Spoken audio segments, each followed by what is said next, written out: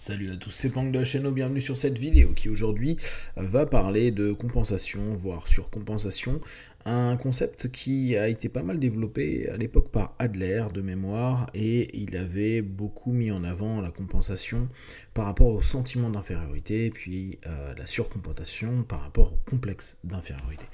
Je parlais hier avec certains de mes gars après l'entraînement, notamment un prof, et on parlait des cadres et de la difficulté des cadres. Vous savez à quel point c'est un terme que j'aime bien, et notamment dans les arts martiaux où j'ai un cadre très rigide, et très souvent avec mes élèves on se marre de ça, parce que j'ai vraiment une façon très ancienne école en mode japonais, mais pour faire un style qui est nouveau et brésilien. Donc il y a une espèce de temps d'acceptation pour certains, voire de désapprobation, où ils partent ailleurs, c'est ce que je comprends complètement. Donc on parlait de cadre, on parlait de compensation, et un des éléments qui est revenu et j'expliquais, c'est que on a un gros paradoxe. On a besoin de cadres, et je sais qu'il y a beaucoup de personnes qui peuvent se dire « Non, moi j'aime la liberté, j'aime pas les cadres, j'aime pas qu'on m'impose, j'aime pas qu'on me restreigne, etc. » Je le comprends dans le principe. Néanmoins, la plupart des personnes qui n'ont pas de cadre ont cette difficulté à savoir les limites et donc cherchent inconsciemment toujours les limites. Si vous ne savez pas ce qu'est la limite, vous pouvez aller toujours plus loin, quitte à vous mettre en danger ou à mettre en danger du monde, parce que vous êtes en train de chercher un stop. Souvent, l'enfant, c'est ce qu'il va faire pendant son processus d'apprentissage, où il attend qu'un parent puisse lui donner un cadre clair, qui va, certes, le frustrer, mais aussi lui apporter une sécurité à un moment donné, où tu te dis, les règles sont comme ça, et c'est ok. Le tout, c'est d'être le plus juste possible à maintenir les règles pour que tout le monde soit sur le même pied d'égalité, que si l'enfant, tu lui as dit 50 fois non, qu'il n'y ait pas un moment où tu commences avec un autre enfant, dire tout le temps oui, parce que là, il y aura quelque chose qui déconne. Et on discutait notamment avec un de mes élèves qui est prof, et des cadres qu'il a eu entre deux villes, une ville du 92 plutôt bourgeoise et une ville du 93 dans lequel il est actuellement maintenant, et qui est beaucoup plus prolétarienne. Et il me disait, c'est assez génial parce que d'un côté, je vais avoir une impression où ça semble cadré dans le 92, alors qu'en réalité, il y a beaucoup de recherche, d'opposition au cadre proposé par l'école, etc. Mais à ça va se rajouter une forme de compensation familiale avec les parents qui viennent, eux, donner leur propre cadre aux professeurs à un moment donné, et donc les élèves ne savent plus vraiment quel cadre suivre. Et d'un autre côté, malheureusement, parfois il n'y a pas la possibilité pour les parents d'être très cadrant, pour plein de raisons, hein, souvent parce qu'ils doivent bosser, qu'ils sont jamais là, etc., parce qu'il y a du boulot.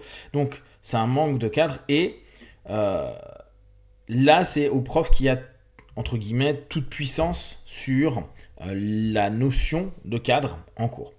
Et il me disait, c'est amusant parce que je me rends compte que les élèves, avec les années, aiment toujours plus, a posteriori, les professeurs qui mettent des cadres les plus rigides.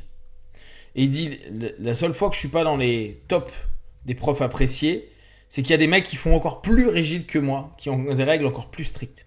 Et notamment dans les quartiers plus populaires, où on va dire, non, les gamins parfois sont laissés à l'abandon par les parents, parfois sont laissés seuls par les parents, parce que eux-mêmes, les parents, tentent de faire vivre leur foyer. Et on se dit, ouais, mais ils aiment pas les règles. Regardez en ce moment, au niveau de tous les faits de société qui arrivent, c'est une espèce d'opposition aux règles, à l'autorité. Et dès lors, on se dit, ils aiment pas ça.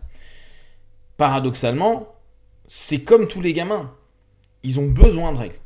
C'est pas qu'on aime les règles, c'est pas qu'on aime les cadres, c'est qu'on a besoin de cadres pour savoir où on en est, comme je vous disais tout à l'heure, pour la sécurité, etc.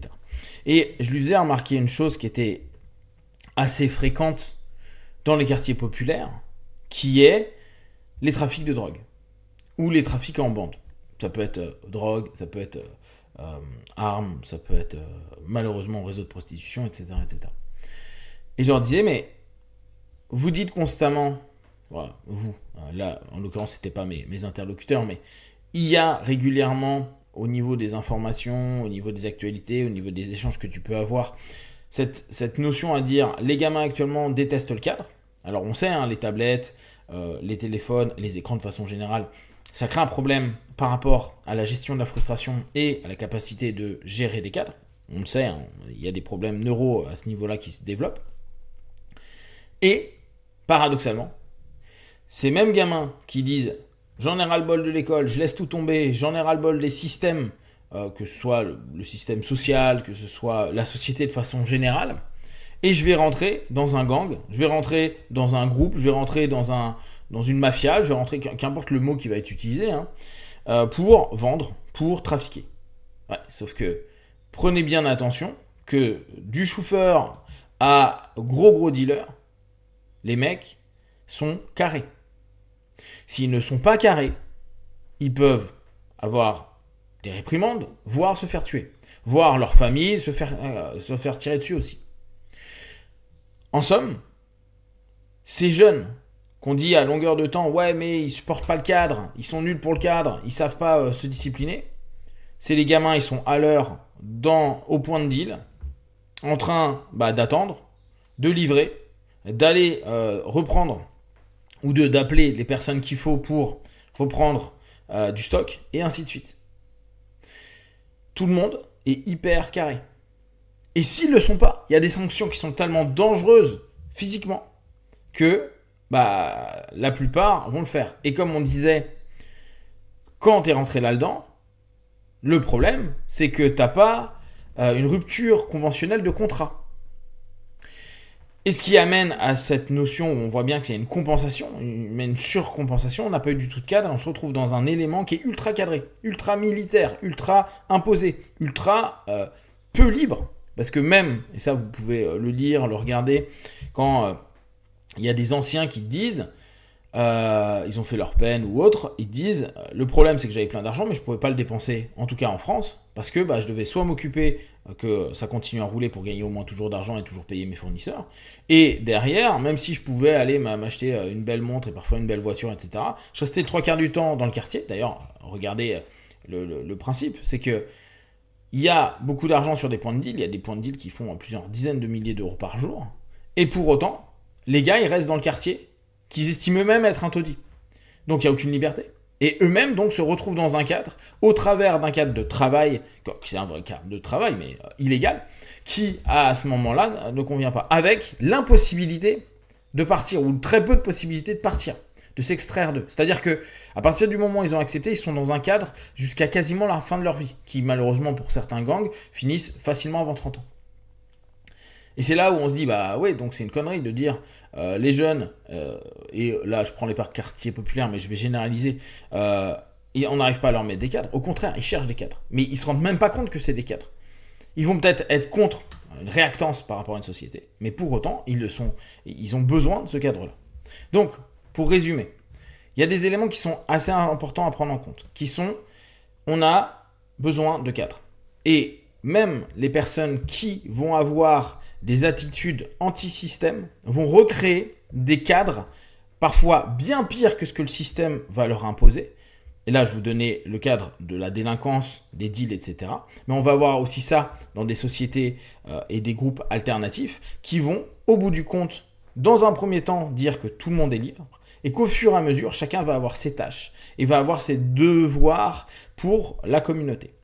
Cette notion de cadre, elle ne se fait pas forcément dans ce qui est populaire, ce qui est accepté par le plus grand nombre, mais qui va être retrouvé soit dans du sport, soit dans du banditisme, soit dans des communautés alternatives, mais qui, au bout du compte, auront toujours un cadre avec des règles, des codes, et parfois des codes bien pires que la société civile de façon générale. Si vous avez des questions et des remarques sur le sujet, partagez sur Facebook, YouTube, j'y répondrai le plus rapidement possible. Comme d'habitude, de tout ce que je propose, ne prenez que ce qui est bon et juste pour vous, tester, observer, analyser et conclure. Be one, ciao.